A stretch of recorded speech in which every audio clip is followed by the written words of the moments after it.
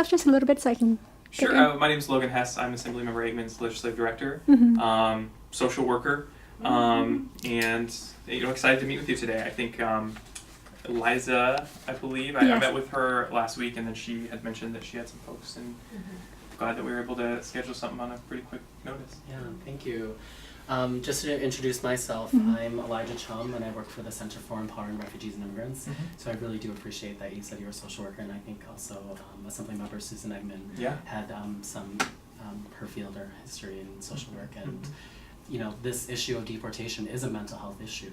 Our folks survived the worst atrocities of humanity, which is a genocide, and now 40 years later, we are seeing what happens when we live with genocide in our bodies. The trauma keeps us, our bodies keep a score. And the folks that were born in these refugee camps and born in these labor camps, these are the folks that are being deported right now. These are folks, just like PJ was saying, is resettled into very violent neighborhoods like East Oakland, West Oakland, Tenderloin, where they didn't have social workers that understood the culture, that didn't have teachers that knew the trauma, and didn't have the language capacity. The genocide, the Khmer Rouge, the Khmer Kaham, they targeted our leaders, they targeted the educated class, they targeted our natural healers, our artists, our poets, our musicians. So it's taken us 40 years to get to this point where we can speak about our trauma, to heal each other, to hold each other. And outside, we are chanting, crying, singing for what it feels like the first time in our lives. And we're here today because this is enough. We've suffered enough. Our mothers, some of them are still not able to tell us what happened. The reason why I'm even in this mental health field is that I have the courage and I have the strength and the words in our language to ask her what happened to her. Because her unspoken wounds and her untreated wounds are being passed down to us. And that blocks me and stops me from showing my full self, my authentic self. And so we are all being very brave right now to share our truth and to share our story. And so we just thank you for your time, and we hope that you and Assemblymember Susan Eggman can hear us. That yes, it's a part of education, and education is tied into mental health, and mental health is tied into social justice. I feel like you're talking about my family right now. The health and well-being of our community as a whole.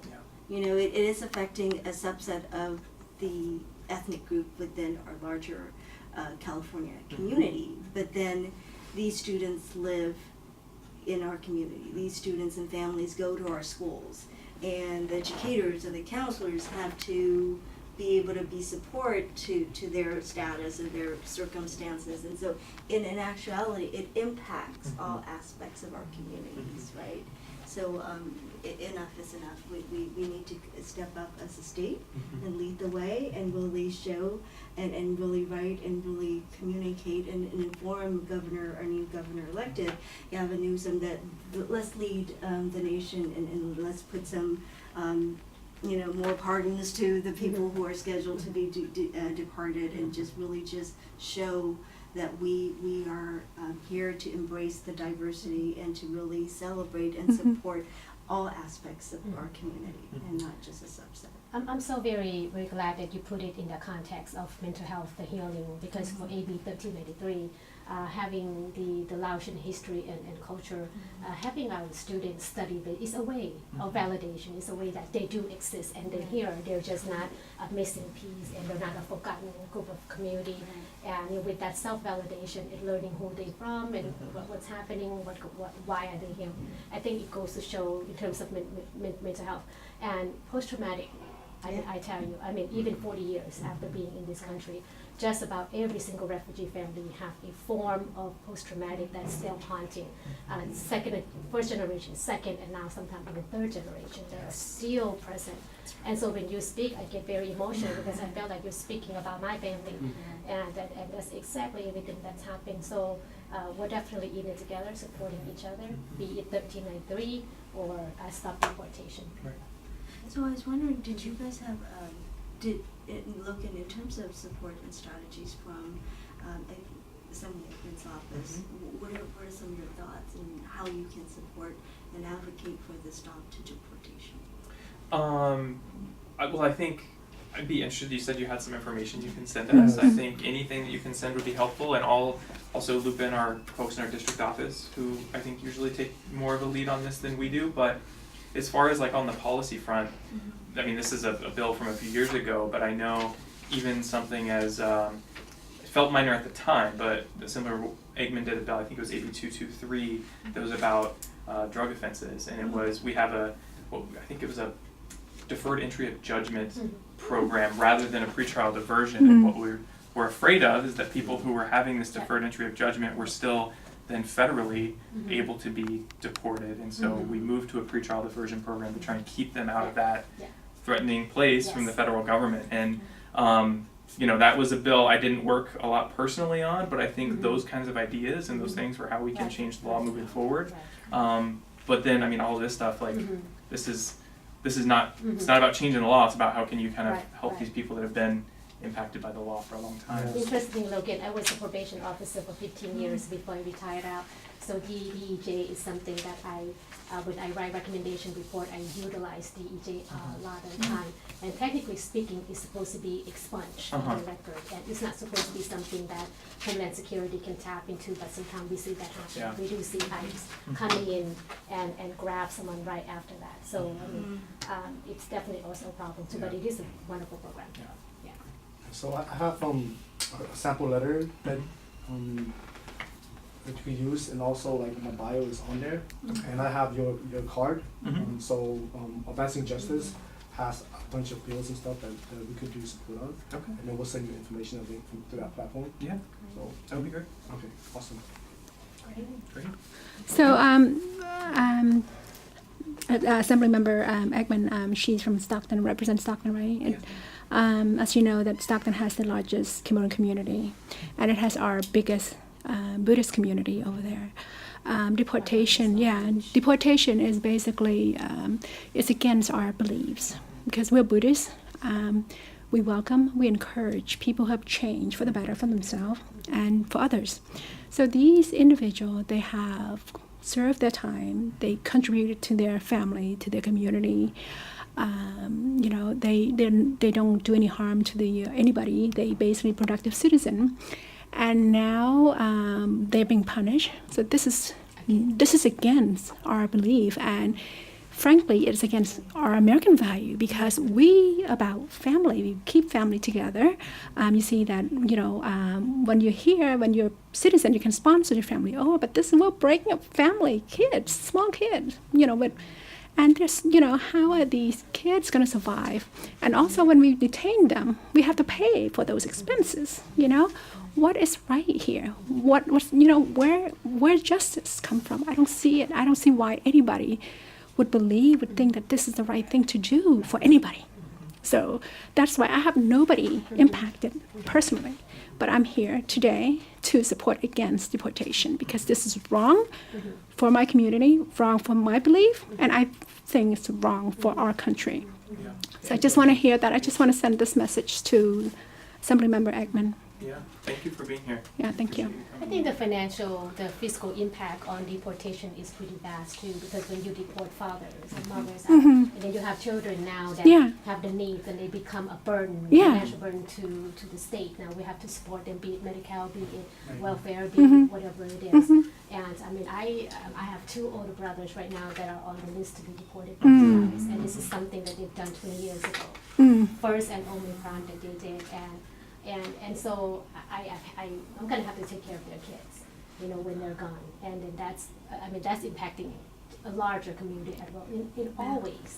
And the emotional drama, suffering for these children, partner, family, community, it's non-stop until this deportation practice is stopped, basically. You got family members who are actually the sole provider for the family. And you know, like I was detained in Rio Casunas Correctional Center before they closed down, and I was while I was in the detention center, they raided mainly heavily in the Stockton community. So a lot of people in Stockton came, and a lot of them came in and for offenses, felonies that they had done, that they committed when they were younger. And so, and some actually got because the felony law changed, and now it's a misdemeanor. So a lot have gotten released from it and relief from it.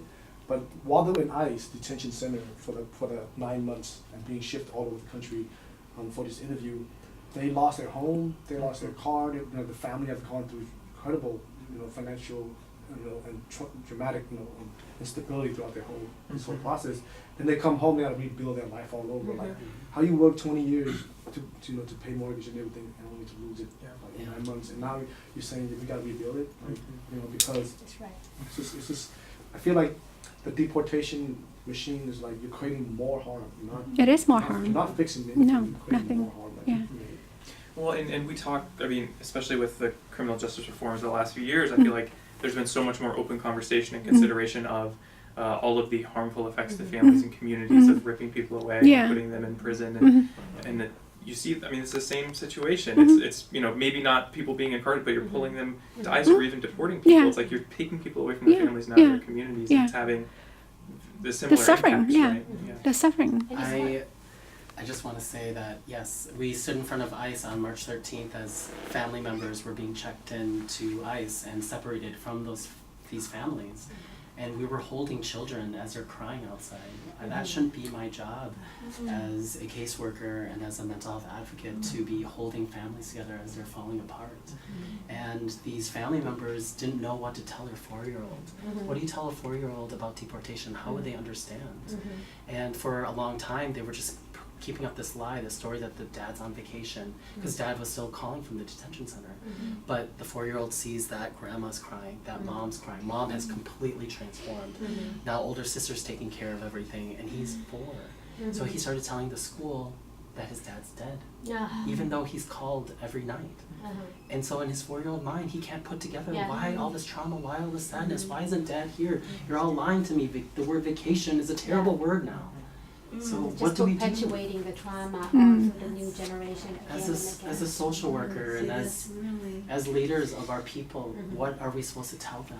What am I supposed to tell this 4-year-old? And how are they going to grow up? It's really about the health and the social well-being of our community as a whole. I mean, the more we continue, the more we're really our community health is deteriorating as a society, as a state, right? So we need to put a stop to this. So this mental issue will continue through the generation if this doesn't stop.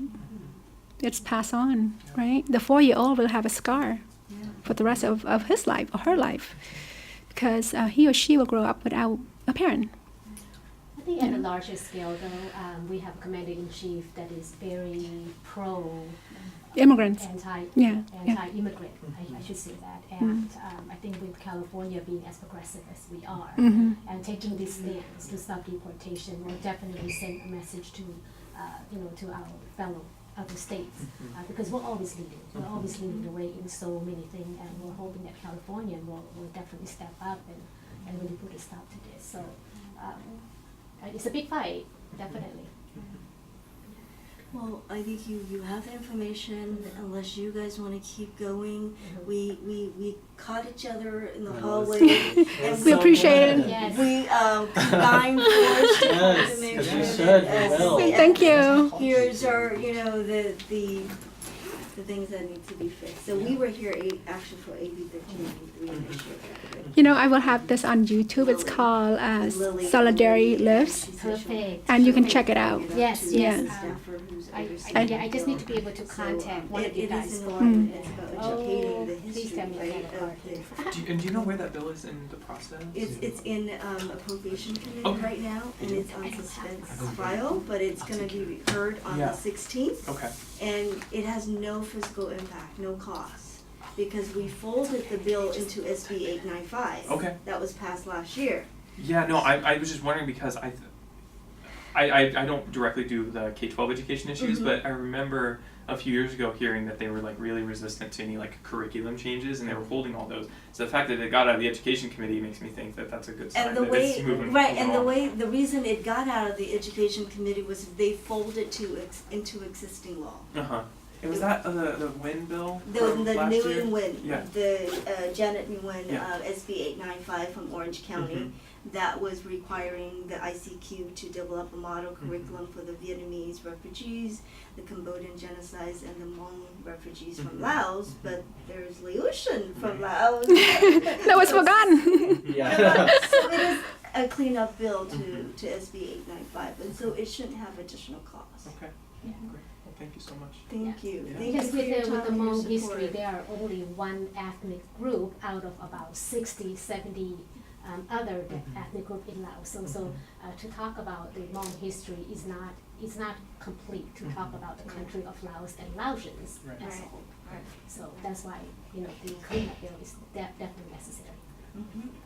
Thank you. Thank So Well, with thank you that, for your time, but Logan. let Have us a know good how we can Friday. help you, because Okay. I've meant to actually Thank you. get more involved in the Thank you. deportation Thank you for issue, taking but we have so many things going on, but in a way that we can We support. can definitely Thank you. collaborate your work. Yes, absolutely. Actually, I Nice to wrote meet you. I ran out of my business card today. So the whole thing I did. So, but I got your business card.